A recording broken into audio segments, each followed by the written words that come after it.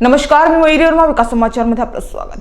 हिवाळा सुरू झाल्यापासून घाऊक बाजारात लसणाच्या किमती वाढल्या आहेत।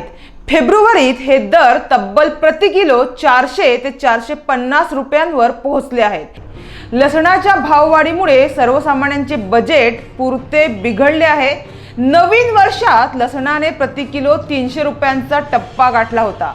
फेब्रुवारीच्या सुरुवातीला हे दर 400 ते 450 रुपये प्रति किलोवर पोहोचल्याने सर्वसामान्यांचं बजेट मात्र कोलमडलं आहे।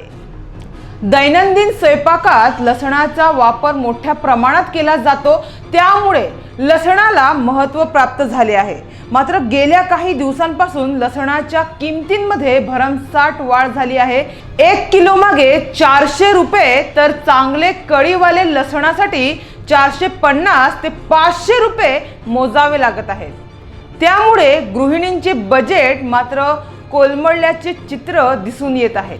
शाकाहारी अथवा मांसाहारी भोजन करताना लसणाची फोडणी द्यावी लागते, त्यामुळे लसणाचा वापर हा नियमित केला जातो, म्हणूनच लसणाला मागणी अधिक असते। मात्र गृहिणींचे आर्थिक बजेट कोलमडल्याने अनेक गृहिणींनी वेगवेगळ्या कंपन्यांच्या लसणाची पेस्ट वापरण्यास सुरुवात केली आहे।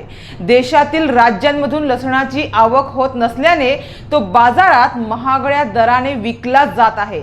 मिळालेल्या माहितीनुसार 10 मार्च पर्यंत बाजारात लसणाचे दर कमी होण्याची शक्यता आहे।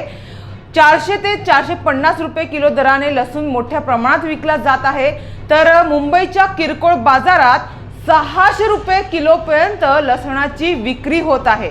मात्र हिवाळ्यात लसणाचे भाव वाढतात ते एवढा उंचांक गाठतील असे वाटले नव्हते। तर लसणाचे उत्पादन जेव्हा वाढणार आणि बाजारात लसणाची आवक वाढणार, त्यानंतर लसूण दरात घसरण होईल अशी माहिती आहे। मात्र सध्या लसणाची फोडणी मात्र महागच आहे।